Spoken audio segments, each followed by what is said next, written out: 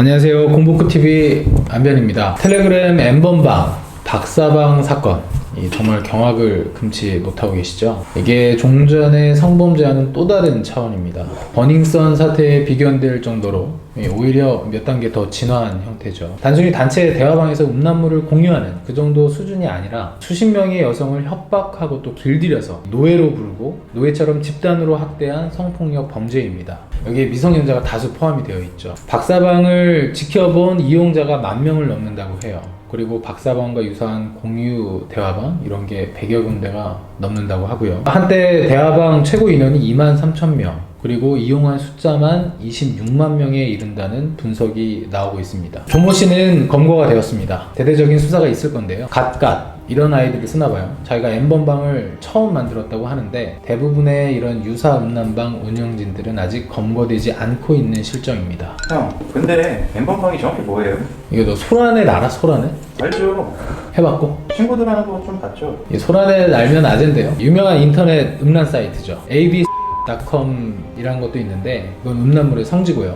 N번방은 그 계보를 읽겠다면서 대화방을 만들고 음란물을 유포하는 그런 방을 말합니다. 통상은 모바일 메신저를 이용하는데요. 우리가 흔히 알고 계신 게 카톡 오픈 채팅방 있죠. 그리고 텔레그램, 디스코드가 대표적입니다.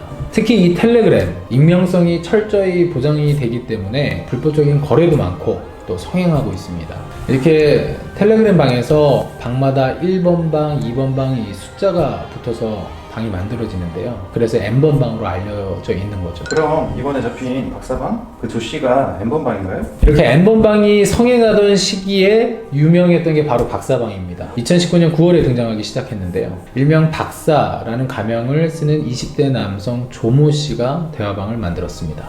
여기서 단순 음란물, 야동 이런 것뿐만이 아니라요. 이 박사방은 미성년자를 포함해서 일반 여성들을 노예라고 부르고 또 노예처럼 성학대를 해서 집단 성폭행을 하는 방입니다. 피해자가 최소 74명이라고 밝혀졌고요. 이 중에 16명은 미성년자입니다. 그 범행 형태가 굉장히 엽기적인데요. 이 조모 씨가 트위터나 채팅 앱에서 여성들을 모집을 해요. 피팅 모델 아르바이트, 데이트 아르바이트, 헌알바 모집이다. 단기간에 큰 돈을 벌 수 있다고 유혹을 하죠. 그래서 여성들이 지원을 할 거 아니에요. 처음에는 수위 낮은 거를 찍어 보내게 해서요. 이걸로 협박을 합니다. 가족이나 지인들한테 알리겠다고요. 그래서 그 협박을 통해서 점차 수위 높은 것을 찍어서 보내게 하고 또 이거를 주변에 알리겠다고 하고 이게 계속 반복이 되는 거죠. 그래서 수위를 높여갑니다. 그루밍 범죄와 굉장히 유사한 형태를 띠고 있어요.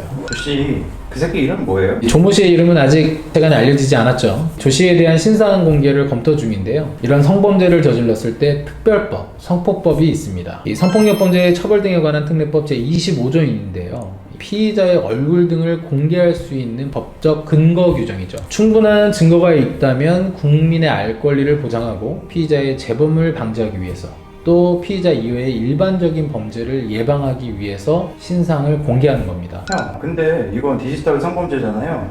조씨, 지도 처음부터 엄청 자기 신분 속인 것 같던데 얼굴 깐다고 이게 범죄 예방이 되겠어요? 아, 그렇죠. 그런데 이 국민이 다 알 수 있잖아요. 어떤 사람이 이런 중범죄를 저질렀나 이런 사실을 국민 일반이 알게 되는 겁니다. 신상이 알려진다는 것만으로 유사범죄 예방이 되는 건 맞습니다. 질문 자체로도 자기가 자기 신분을 숨기고 이런 방을 운영했다는 거 아니겠어요? 익명성을 제가 철저히 지키고 싶었던 거죠. 그런 만큼 신상이 알려진다는 것만으로 충분한 심리적인 압박이 됩니다. 조모씨, 어떻게 처벌해야 되나요? 사형시켜야 되는 거 아니에요? 한번 알아봅시다. 어떤 범죄가 되고 적용 법조가 무엇인지 살펴보도록 하겠습니다. 먼저 아동음란물 제작 및 강제 추행이 대표적이고요. 여기에 청소년이 있으니까 아청법이 적용이 되겠죠. 협박, 강요, 사기, 또 개인정보법 위반, 카메라 등 이용 촬영, 대략 7개의 혐의 정도가 적용이 되겠네요.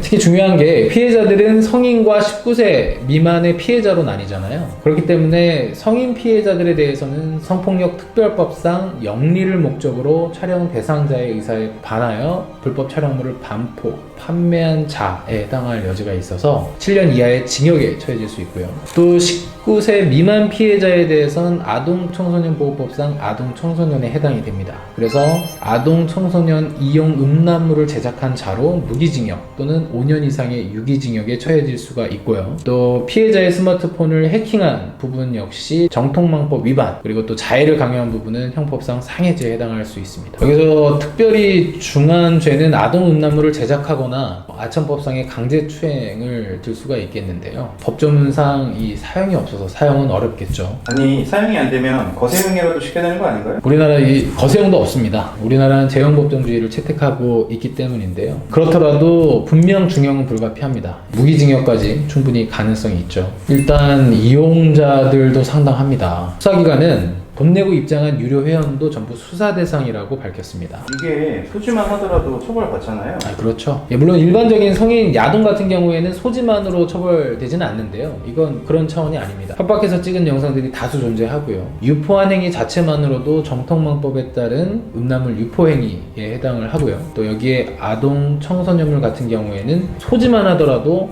처벌을 받습니다. 아동청소년 성보호법 제11조 5항 한번 같이 볼까요? 아동청소년 이용 음란물임을 알면서 이를 소지한 자는 처벌을 받습니다. 관건은 이용자들이 그러한 음란물, 그것도 청소년 음란물임을 알고 소지했느냐. 일단 박사방은 돈을 내고 들어간 거잖아요.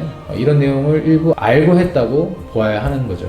사실은 이런 행위들이 종전에는 벌금형 정도로 끝났어요. 근데 이번엔 다를 겁니다. 이 공동 채팅방이라는 특성을 보면 이 텔레그램은 영상을 재생하면 바로 다운로드 되거든요. 그러면 시청 자체로 소지에 해당하죠. 여기서 링크를 공개했다? 그럼 타인이 영상에 접근 가능하잖아요. 배포입니다. 배포. 조씨는 누구나 영상을 볼 수 있는 맛보기 대화방을 운영을 했어요. 그런 다음에 희망하는 회원들에게 유료화로 진행할 수 있다. 그리고 돈을 요구하죠. 그런데 여기서 돈은 가상화폐로 거래를 합니다. 3단계로 나눠진다고 알려졌는데요. 유료 대화방의 입장료는 비트코인을 받았어요. 1단계는 20에서 25만원 상당에, 2단계는 70만원, 3단계는 150만원 수준으로 알려져 있습니다. 근데 이게 신기한 게 왜 돈으로 안 받고 비트코인으로 받는 거죠? 비트코인이라서 일단 한 단계 건너뛰니까 이게 추적이 쉽지 않죠. 이런 점도 있겠지만 이게 몰수나 추징이 안 돼요. 잡힐 때 현금이 1억이 넘게 있었다고 하죠. 이게 범죄 수익에 해당할 여지가 상당합니다. 바로 몰수가 되는 거죠. 그런데 비트코인은 우리 법원이 범죄 수익으로 보질 않아요. 또 설령 범죄 수익으로 본다 하더라도 추징을 해야 되잖아요. 근데 그 객관적인 가치를 알기 어렵다는 게 법원의 입장이에요. 결국에는 추징이 쉽지 않죠. 이런 점을 아마 노리고 했을 겁니다.